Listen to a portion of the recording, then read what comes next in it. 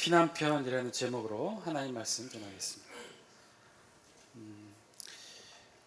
어느 집에 이제 막 4살 된 아이가 있었답니다. 이제 4살 된 아이니까 이제 막 말을 잘 시작할 때였죠. 여러 가지 궁금한 것도 많고. 그래서 어느 날 아빠에게 궁금한 것을 묻게 됐어요. 뭐라고 물었냐면, 아빠, 기억이 뭐예요? 라고 묻는 거예요. 그랬더니 아빠가 기억?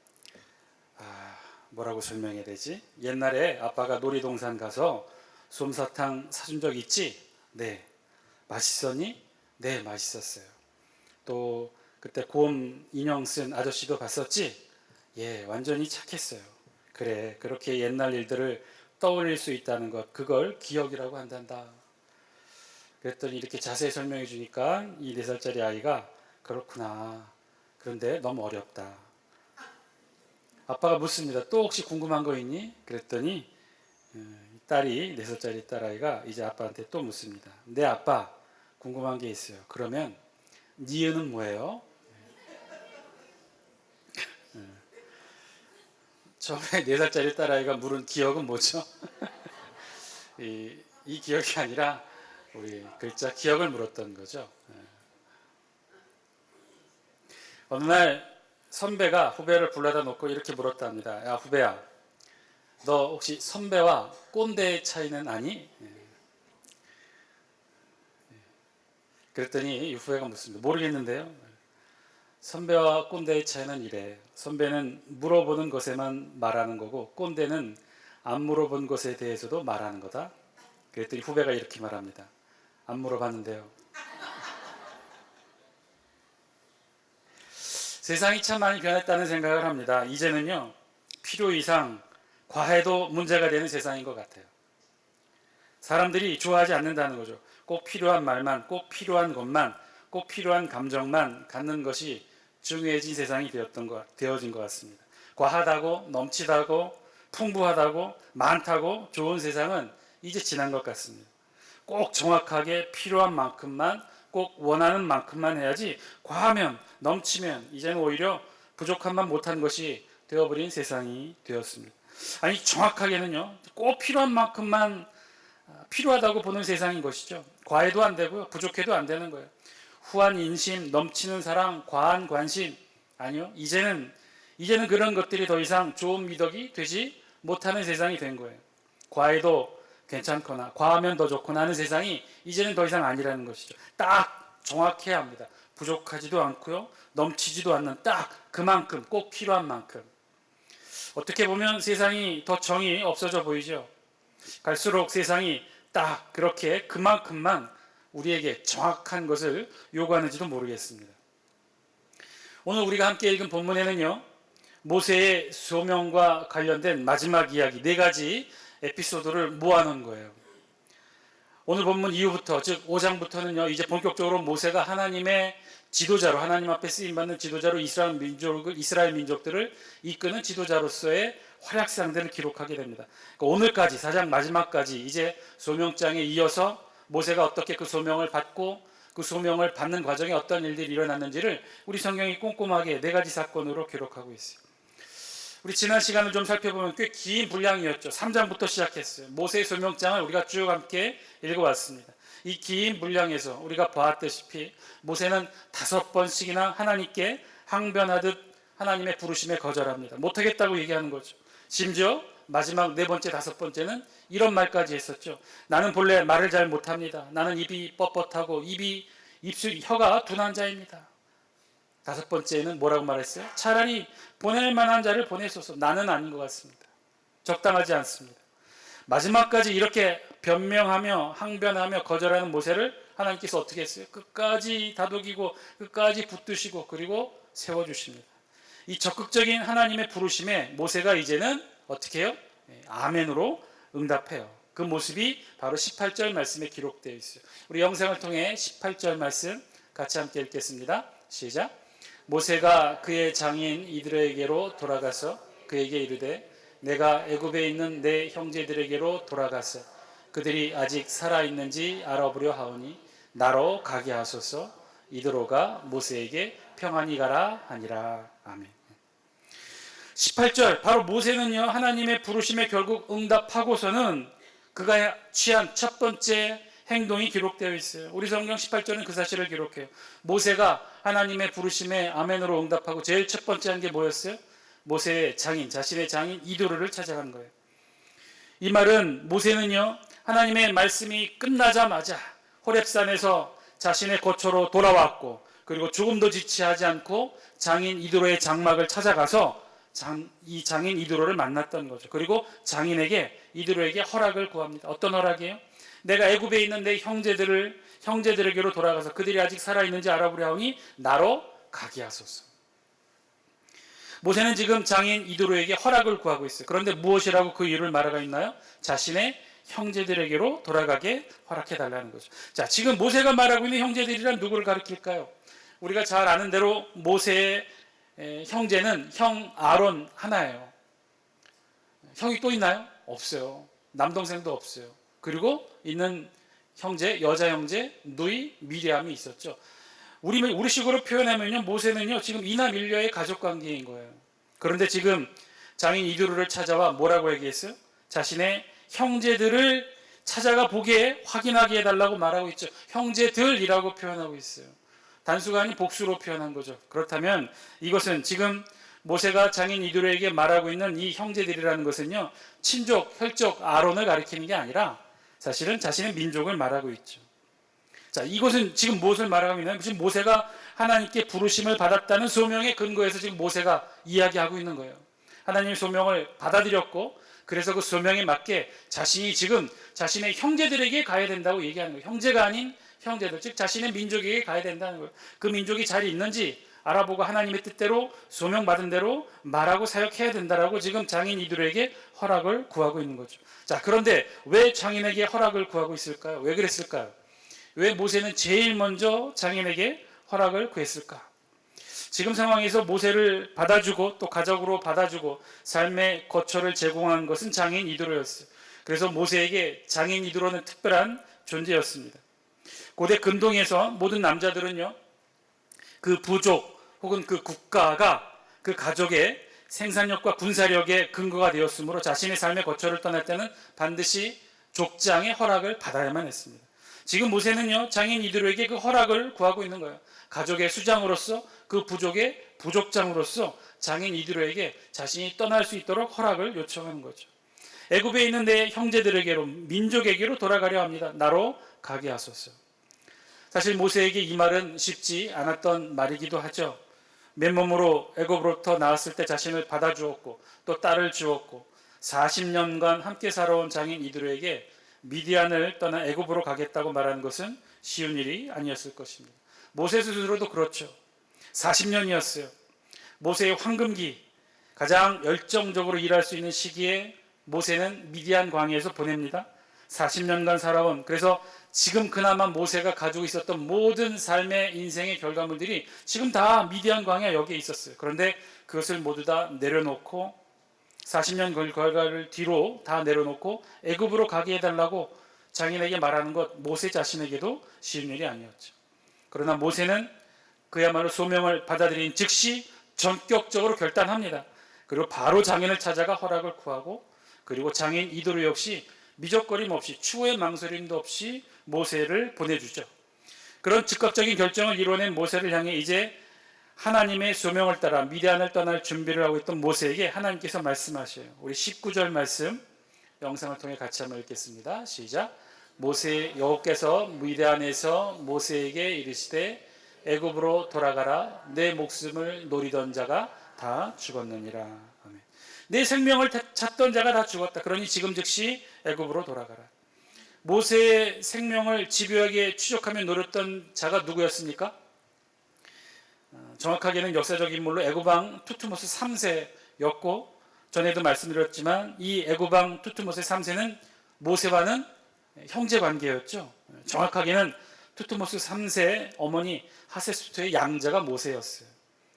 그렇지 않아도 이 투트모스 3세는요, 모세와 양자 관계에 있는 어머니 하세수트, 실제적인 실권을 가지고 있었던 마쿠의 막강한 영향력을 가지고 있었던 이 하세스투의 후견이 된 이 모세가 정적 관계로 느껴졌어요. 왜냐하면 투트모스 3세는요, 이 하세스투, 자신의 어머니 하세스투의 정실 자식이 아니에요. 자신의 아버지 투트모스 2세와 궁녀 사이에 태어난 자가 바로 이 투트모스 3세였기 때문에 늘 끊임없이 왕권의 정통성 시비에 늘 시달렸어요. 그런 만큼 모세를 정적으로 여겼던 것이죠. 그런데 그 모세가 살인의 죄를 졌고 그리고 광야로 떠났으니 끊임없이 이 모세를 죽이려고 했던 것이에요. 언제든지 돌아오면 그렇게 정적을 제거하듯이 모세를 죽이려 했던 거예요. 그런데 그가, 이 투트모스 3세가 BC 1500년에 즉위해서 50년을 재위해 있다가 BC 1450년경에 죽게 됩니다. 지금 성경 19절에 말씀하시는 때가 바로 그때였던 거죠. 이 투트모스 3세가 죽었던 때예요. 애굽으로 돌아가 내 목숨을 노리던 자가 다 죽었느니라. 모세는 이 하나님의 음성을 애굽으로의 출발 메시지로 듣고는 바로 실행하죠. 우리 20절 말씀이에요. 20절 같이 한번 읽겠습니다. 시작. 모세가 그의 아내와 아들들을 나귀에 태우고 애굽으로 돌아가는데 모세가 하나님의 지팡이를 손에 잡았더라. 아멘. 재미있는 상징의 표현을 하고 있죠. 모세가 미디안 광야에서 만난 부인 시보라, 그리고 그 사이에 출생한 두 아들 게르솜과 엘리에셀 두 아들을 데리고 애굽으로 출발합니다. 그런데 그런 모세의 손에 들린 지팡이를 우리 성경이 무엇이라고 말하고 있습니까? 하나님의 지팡이라고 말하고 있죠. 이 하나님의 지팡이는 어떤 지팡이인가요? 우리 성경 어디에도 하나님께서 모세에게 새로 지팡이를 만들어 주었다는 기록은 없어요. 오히려 이 지팡이는요, 모세가 40년간 미디안 광야에서 양과 염소를 칠 때 사용하던 모세의 양치기 지팡이였을 거예요. 그런데 그 모세의 지팡이를 이제 무엇이라고 부르고 있어요? 더 이상 모세의 지팡이라고 부르지 않고 하나님의 지팡이라고 부르고 있는 거죠. 이제는 더 이상 모세의 손에 들려진 양치기 지팡이가 아니라 하나님을 대리해서 이스라엘 백성들을 인도하는 하나님의 지팡이가 된 것을 상징적으로 우리 성경이 이렇게 표현한 거죠. 모세가 하나님의 소명을 분명하게 인식하고 애굽으로의 사역의 길을 가게 된 것을 우리 성경 그래서 이렇게 표현합니다. 모세가 손에 하나님의 지팡이를 들었다. 그리고 21절부터 23절까지는 그렇게 결단하여 애굽으로 움직이는 모세에게 하나님이 말씀하시죠. 이 두 번째 에피소드의 내용인데요. 21절 말씀 우리 영상을 통해 21절만 같이 한번 읽어볼까요? 시작. 여호와께서 모세에게 이르시되 내가 애굽으로 돌아가거든 내가 내 손에 준 이적을 바로 앞에서 다 행하라. 그러나 내가 그의 마음을 완악하게 한즉 그가 백성을 보내주지 아니하리니. 아멘. 내가 내 손에 준 이적을 바로 앞에서 다 행하라. 하나님은 지금 그렇게 긴 시간 모세를 설득했고요. 그리고 이제 하나님의 사역자로 모세를 애굽에 보내고 계셔요. 손에는 모세의 지팡이가 아닌 하나님의 지팡이를 들려세워서 그리고 모세에게 말씀하시죠. 내가 내 손에 준 이적을 바로 앞에서 다 행하라. 바로 앞에서 하나님의 말씀을 전하고 이적과 기적을 행하라고 우리 하나님이 모세에게 말씀하십니다. 그리고 27절부터 끝까지는 그런 모세의 행보에 맞춰 하나님이 아론을 준비시킨 내용이 기록되어 있어요. 하나님께서 아론에게 나타나셔서 지금 당장 광야로 나아가 모세를 만나라고 말씀하시죠. 그리고는 28절에 모세는 그 아론을 만나서 그간 자신에게 있었던 모든 일들을 아론에게 말해줍니다. 그리고 이 모세와 아론은 이후 모든 이스라엘 백성의 장로들을 모으고 하나님의 말씀을 전하죠. 우리 다 함께 29절에서 30절 말씀을 영상을 통해 같이 한번 읽겠습니다. 시작. 모세와 아론이 가서 이스라엘 자손의 모든 장로를 모으고 아론이 여호와께서 모세에게 이르신 모든 말씀을 전하고 그 백성 앞에서 이적을 행하니. 아멘. 모세가 그토록 걱정했던 부분이죠. 모세가 소명을 받을 때 제일 먼저 하나님 앞에 못하겠다라고 했던 그 이유 중에 하나가 뭐죠? 자신들의 백성이 자기의 말, 자기가 하나님을 만나보았고 하나님께 이런 소명을 받았고 이런 부르심을 받았다고 하는 증거를 댈 수가 없어서 모세가 정말 걱정하며 끝까지 거부했었는데 그 내용이 지금 오늘 우리 성경에 기록됩니다. 애굽왕 바로 앞에서보다도 모세는요 이스라엘 백성 앞에서가 더 걱정이었어요. 이스라엘 백성과 장로들이 자신의 말을 믿어줄까? 자신이 전하는 말을 이해하고 받아들일까? 걱정했으나 하나님은 이 부분도 명쾌하게 해결해 주시죠. 우리 다 함께 31절 말씀 같이 한번 읽겠습니다. 시작. 백성이 믿으며 여호와께서 이스라엘 자손을 찾으시고 그들의 고난을 살피셨다 함을 듣고 머리 숙여 건배하였더라. 아멘. 어떻게 됐다고요? 백성이 어떻게 해요? 믿었다는 거죠. 그리고 머리 숙여 하나님께 경배했다는 거예요. 모세 아론의 말을 통해 하나님께서 이스라엘 백성들을 얼마나 사랑하셨고 이스라엘 백성들을 구원해 내시기 위해 모세와 아론을 지도자로 세우셨다는 그 말씀을 듣고 백성들이 믿었다는 거예요. 그리고 머리 숙여 하나님께 경배했다. 믿었고 받아들였고 그리고 머리 숙여 하나님께 경배하게 되었다는 거예요. 모세가 그토록 걱정했던 부분, 백성들과 장로들이 모세의 말을 믿어줄까? 자신의 말을 믿어줄까? 그런데요, 저들이 결국은 믿게 되었고 머리를 숙여 하나님께 경배하게 되었다는 거예요. 그런데 이 과정을 자세히 보시면 재미있는 것을 보게 됩니다. 하나님의 계획대로 모세의 입이 아닌 아론의 입을 통해 전달하게 하셨다는 거죠. 우리 30절 말씀 다시 한번 읽어볼까요? 30절만 다시 한번 영상을 통해 읽겠습니다. 시작. 아론이 여호와께서 모세에게 이르신 모든 말씀을 전하고, 예, 됐습니다. 여기까지 한번 보면 지금 이스라엘 백성과 장로들을 모아놓고 하나님의 말씀을 전한 건 모세예요, 아론이에요? 아론이에요. 모세가 처음에 아론에게 다 얘기했고, 그래서 아론이 지금 모세의 대언자가 되어 이스라엘 백성들에게 말하고 있다는 거예요. 그뿐만이 아니었어요. 30절 후반부 다시 한번 보여주시겠어요? 후반부에 보니까 기적도 이제는 모세가 아닌 아론이 합니다. 그 다음 마지막 절 우리 그 백성 앞에서 함께 있습니다. 시작. 그 백성 앞에서 이적을 행하니. 아멘. 이적을 행한 건 누구예요? 이적을 행한 주체가 누구죠? 모세예요, 아론이에요? 여러분 잘 보세요. 아론이 여호와께서 모세에게 이르신 모든 말씀을 전하고 그리고 그 백성 앞에서 이적을 행하니. 어떤 이적을 행했다는 거예요? 하나님께서 소명장에서 모세를 부르셨을 때 이스라엘 백성과 장로들 앞에 이러이러한 이적을 행하라고 두 가지 이적과 한 가지 기적을 말씀해 주셨죠. 보여주셨죠. 그게 뭐였어요? 모세의 지팡이가 뱀이 변하게 되는 거, 뱀으로 변하게 되는 거. 그리고 모세가 가슴속에 손을 넣었더니 손에 뭐가 되었다는 거예요? 나병이 생기게 되었다. 그리고 마지막 한 가지 기적은 어떤 거였어요? 나일 강물을 뜨니 그 물이 피로 변하게 되었다. 자, 이 세 가지 이적과 기적을 이스라엘 백성들에게 보여주어 하나님의 말씀을 전하게 하신 걸 믿게 하라고 이스라엘 백성들에게 이적과 기적을 행하라고 하나님이 모세에게 말씀해 주셨는데 오늘 본문을 보니까 그 기적을 실제로 누가 행했어요? 모세가 행했어요? 아론이 행했어요? 아론이 행합니다. 하나님은요 철저히 모세의 걱정을 들으시고 모세의 입을 아론이 되게 하시고 아론이 대행하게 하시고요. 또 실제로 기적도 아론이 대행할 수 있도록 해주십니다. 여러분 이 이적 행위는요 나중에도 똑같이 하게 돼요. 우리는 애굽왕 바로 앞에서 모세가 10가지 재앙을 이적과 기적과 함께 모세가 행하게 되죠. 10가지 이적을 행하게 되죠. 그런데요 이 10가지 재앙이 자세히 보시면요 다 모세가 한 게 아닙니다. 실제로는요 처음 3가지는 아론이에요. 10가지 재앙 중에 정확히 3가지, 나일 강물이 피로 변하게 하는 것과 개구리와 이가 생겨나게 하는 이 3가지 재앙은요 모세가 한 게 아니에요. 우리 출애굽기 7장 19절 말씀 영상을 통해 같이 한번 읽어볼까요? 시작. 여호와께서 또 모세에게 이르시되 아론에게 명령하기를. 잠깐만, 여기까지. 모세에게 이르시되 누구에게 명령하라고 했던 거예요? 지금 아론에게 명령하기를. 나머지는 제가 읽을게요. 네 지팡이를 잡고 네 팔을 애굽의 물들과 강들과 운하와 못과 모든 호수 위에 내밀라 하라. 그것들이 피가 되리니 애굽 온 땅과 나무 그릇들과 돌 그릇 안에 있는 모든 피가 있으리라.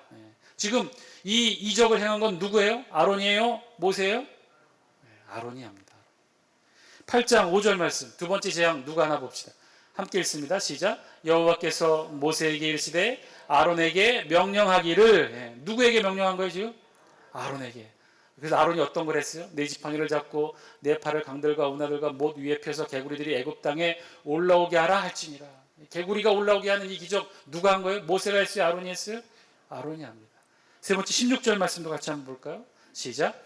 여호와께서 모세에게 이르시되 아론에게 명령하기를. 지금 아론에게 명령한 거죠? 어떤 걸 명령했느냐? 제가 읽을게요. 네 지팡이를 들어 땅에 티끌을 치라 하라. 그것이 애굽 온 땅에서 이가 되리라. 이가 되는 이 기적도 처음에 10가지 재앙 중에 첫 번째, 두 번째, 세 번째 다 누가 했어요? 모세가 아닌 아론이 했어요. 하나님은요 철저히 준비하신 거예요. 모세가 그토록 걱정했던 거 다 하나님께서 기억하시고 모세의 입을 아론이 대언하게 하시고 모세가 하지 못했던, 대중 앞에 나서지 못했던 그 놀라운 이적과 기적도 처음 3가지는 아론을 통해서 합니다. 이후에는 물론 네 번째부터는 모세가 그 일들을 하게 되죠. 하나님은요, 모든 것이 그야말로 하나님의 계획대로 잘 준비했어요. 철저히 준비했어요. 사소한 아론의 쓰임새까지도 하나님은요, 철저히 준비하셔요. 그렇게 모세를 이끄십니다. 그런데요, 오늘 우리 본문 가운데 이런 모세의 네 가지 에피소드 가운데 세 번째가 사실은 우리의 눈길을 끌어요. 내용도 잘 이해가 되지 않아요. 모세가 미디안 광야를 떠나 애굽으로 향하는 길에 갑자기 하나님께서 모세를 찾아오십니다. 24절 말씀 우리 영상을 통해 같이 한번 읽습니다. 시작.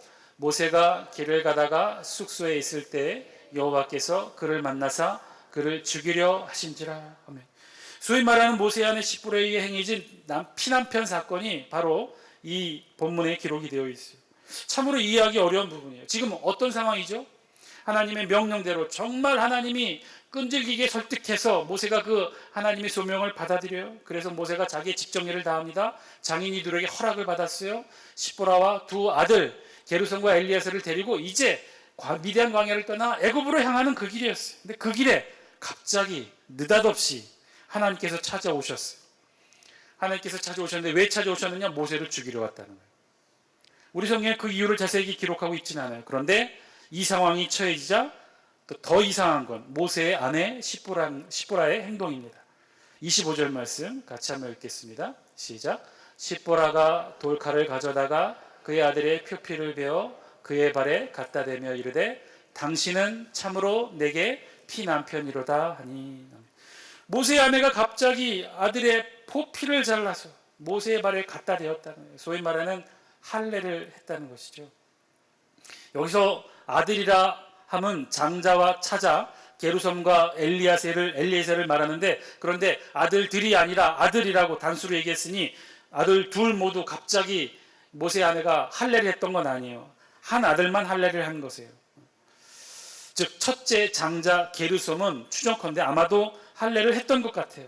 그런데 미처 둘째 엘리에셀은 아마도 할례를 하지 않았던 것으로 보입니다. 이유는 모르겠어요. 왜 그랬는지, 왜 첫째는 하고 둘째는 할례를 하지 않았는지. 굳이 추정해 본다면 모세의 아내를 비롯한 처가쪽 모든 식구들이 엄밀하게 말하면 이방인들이죠. 이방의 문화와 이방의 신을 섬기는 가족이었으니 이스라엘의 할례의 의미를 잘 몰랐을 것입니다. 물론 중동의 이 할례 의식이 이스라엘에만 있는 고유한 의식은 아니었어요. 중동의 대부분의 나라에서는 이 할례 의식을 지금도 행합니다. 심지어 남자뿐만 아니라 여자아이도 할례를 행해요. 이게 사회적으로도 큰 문제가 되고 있는데, 단지 그 의미와 내용이 달랐던 거죠. 중동의 대부분의 나라를 지금도 행하고 있는 이 할례는요, 그 의미가 이스라엘이 행하고 있는 이 할례의 의미처럼 하나님과의 약속의 의미로 행하는 종교적 의식이 아니에요. 성인식으로 행해진 문화적 성적 의식이에요. 그러니 시기도 달랐어요. 이스라엘은 하나님의 약속의 자녀의 신분을 신체에 기록하는 종교적 의식이었기에 난지 8일 만에 잘라버립니다. 그래서 그 모양이 굉장히 울퉁불퉁하고 거칠어요. 그런데 이 중동에서 지금도 행하고 있는, 이 이방권에서 행하고 있는 이 할례는요, 성년이 되는 만 15세에 행해져요. 그러니 모세의 아내가 이 종교적 의식의 할례에 익숙하지 않았던 거죠. 아마도 그런 이유로 이 둘째의 할례의 시기를 놓쳤던 것 같아요. 그래서 하나님께서 모세를 죽이러 오셨을 때 재빨리 모세의 아내 십보라는 이 둘째의 포피를 벗겨 할례를 행하고 그 잘라진 그 흔적을 모세의 발에 증거로 남긴 것이죠. 갑자기 하나님께서 모세를 찾아와 죽이려 하셨고, 또 그 모습을 본 모세의 아내가 재빨리 아들의 포피를 잘라 할례를 하고 그것을 모세의 발에 흔적으로 남기게 했다. 다 이상하고 이해하기 힘듭니다. 그래도 이해하려고 본다면 이렇다는 거예요. 하나님께서 할례의 약속을 어긴 모세를 죽이려 했다는 것이죠. 그 사실과 과정을 누구보다도 잘 알고 있었던 모세의 부인이 재빨리 둘째 아들의 할례를 함으로써 위기를 모면하게 되었다는 거예요. 근데 여기에는 중요한 전제가 설명 없이 기록되어 있어요. 아마도 모세는요, 둘째 아들 할례도 이 부인 십보라에게, 이방인이었던 십보라에게 말했을 것입니다. 그러나 이방인으로 할례의 의미도, 종교적 의식으로서의 의미도 제대로 알지 못했던 이 모세의 아내는요, 의도적으로 혹은 둘째 아이가 너무 불쌍해서 할례를 하지 않았던 것 같아요. 그러니 그 사건이 늘 마음에 남아 있었고, 유일하게 남편 모세의 말을 어기고 종교적으로 죄를 지었다고 마음속에 생각하는 부분이 있었겠죠. 그러니 갑자기 하나님께서 모세를 죽이러 왔을 때 제일 먼저 그 사건을 모세의 아내 십보라는 떠올렸고, 제일 먼저 달려가서 둘째 아들의 포피를 벗겼던 거예요. 이것이 오늘 우리 본문에 기록된 피난편 사건의 전말입니다. 그런데 오늘 본문을 살펴보면서 진짜 궁금하고 묻고 싶은 것은 사실 따로 있죠. 도대체 하나님은 무슨 뜻이었을까? 하나님의 기준과 판단은 어떤 것일까 하는 거예요. 다 준비하셨다고 그랬어요. 모세가 5번이나 거절하는 내용에 하나님은 일일이 다 들으시고 끝까지 모세를 설득하셨어요. 그리고 마침내 모세가 하나님의 종으로 쓰임받을 수 있도록 세워주시죠. 그리고 그런 모세의 길을 인도하십니다. 하나님의 지팡이를 손에 들게 하시고 그 앞길을 여시고 다 준비하죠. 아론을 준비하고 이스라엘 백성들과 모든 장로들을 다 준비하죠. 하나님은 다 준비했어요. 모세를 위해 다 준비했어요. 그런데 느닷없이 모세에게 나타나 둘째 아들 할례를 잊은 모세를 죽이려 하셨다는 거예요. 모세가 둘째 아들 할례를 하지 않은 이유를 들어 모세를 죽이려 하셨다는 거예요. 우리로서는 참으로 이해하기 어렵습니다. 정말 그것이 그렇게 문제가 되었다면 모세를 부르기 전부터 혹은 모세를 부르자마자 처음부터 그 문제를 해결하도록 기회를 주셨다면 더 좋지 않았을까요? 아니 이왕 이스라엘의 민족의 지도자로 모세를 세워주셨다면 그 정도의 문제는 눈 감아 주셔도 되는 거 아닌가요? 이미 이렇게 민족의 지도자로 하나님의 지팡이를 준비케 하시고 미디안을 떠나 광야로 향하게 되었는데 그런데 이제 와서 지난 일에 대해 죄값을 죽음으로 물으려 하신 것에 대해 참으로 이해하기 어렵습니다. 사랑하는 장수교 성도 여러분, 오늘 말씀을 통해 오히려 이해할 수 없는 본문을 통해 하나님이 저와 여러분들에게 주시는 음성을 들을 수 있게 되기를 주의 이름으로 간절히 축원드립니다. 이유는 잘 모르겠어요. 하나님께서 왜 이렇게까지 하셨는지 정확한 이유는 잘 모르겠어요. 굳이 이렇게까지 다 준비해 놓으시고는 지난 죄를 물어 심판하려 하셨는지 자세한 이유는 잘 모르겠어요. 그런데요, 오늘 우리 본문을 통해 한 가지 중요한 사실을 성경은 저와 여러분들에게 말씀해 주고 있어요. 그것은요, 정말 우리의 모든 행실이 다 중요하다는 것입니다. 하나님께서는요, 사소한 것이 없다는 거예요. 과하지도 않으시고요, 부족하지도 않으시고요, 정확하시다는 거예요. 내가 봉사를 많이 했고, 내가 헌신을 많이 했고, 내가 헌금을 많이 했고, 내가 노력을 많이 했고, 주를 위해 최선을 다했다 하더라도요, 그런데 그게 중요하지 않다는 거예요. 그런 것들로 나의 부족함을, 나의 죄함을, 나의 상함을 대신하지는 못한다는 거예요. 하나님은요, 정확하시기 때문에 그렇다는 거예요. 아무리 사소한 것이라도 하나님 앞에서는요, 죄에 따른 심판이 있게 된다는 거예요. 과하지도 않으시고요, 부족하지도 않으시고요, 딱 정확하게 하나님은 그 부분을 평가하신다는 거예요. 사랑하는 장수교 성도 여러분, 오늘 말씀을 통해 우리에게도 들려주신 하나님의 음성, 저와 여러분이 들을 수 있게 되길 바랍니다. 말씀을 통해 우리 자신을 비춰볼 수 있게 되길 바랍니다. 우리는 지금 말씀 앞에 어떠한 모습으로 서 계십니까? 물론 완벽할 수는 없을 것입니다. 하나님 앞에서 완전할 수 없을 것입니다. 부족하겠죠. 이 모양 저 모양으로 부족할 것입니다. 그런데요, 최소한 그런 하나님 앞에 나는 완전할 것이다, 나는 부족함이 없을 것이다, 이런 자만은 하지 않았으면 좋겠습니다. 아니, 내가 헌신한 것이 얼만데, 내가 주를 위해 봉사한 것이 얼만데, 이 정도면 하나님께서 눈 감아 주시겠지, 이 정도면 하나님께서 인정해 주시겠지, 착각하지도 맙시다. 그렇지 않다는 거예요. 하나님은 어떻다고요? 정확하시다는 거예요. 과하지도 않고 부족하지도 않고 1.1획도 더하거나 덜하지 않으신다는 거예요. 우리가 잘한 것, 우리가 열심히 노력한 것, 헌신한 것, 하나님 물론 다 기억하셔요. 다 인정해 주실 것입니다. 그러나 그것으로 우리의 허물을 가릴 수 없다는 거예요. 그것으로 우리의 죄악을 가릴 수 없다는 거예요. 그것으로 우리의 부끄러운 부분들을 감출 수 없다는 거예요. 이 시간 저와 여러분 함께 하나님 앞에 기도하기를 원합니다. 말씀을 통해 우리의 모습 돌아보고 부족한 부분이 있다면, 죄를 지은 것이 있다면, 하나님 앞에 고백해야 되는 것들이 있다면 주저하지 마시기 바랍니다. 미루지도 마시기 바랍니다. 안심하지도 마시기 바랍니다. 내가 잘한 것으로 하나님 덮어주시겠지, 내가 하나님 기뻐하시는 것들로, 잘한 것들로 나의 죄과 허물을 하나님 덮어주시겠지, 그런 착각도 하지 마시기 바랍니다. 하나님 앞에서는요, 정확하다는 거예요. 죄에 대한 심판이 분명하고 죄가에 대한 하나님의 책망하심이 분명하다는 거예요. 오늘 이 하나님 말씀 앞에 우리의 모습 돌이켜보고 다시 한번 기도의 자리로 나갈 수 있는 저와 여러분 되길 바랍니다.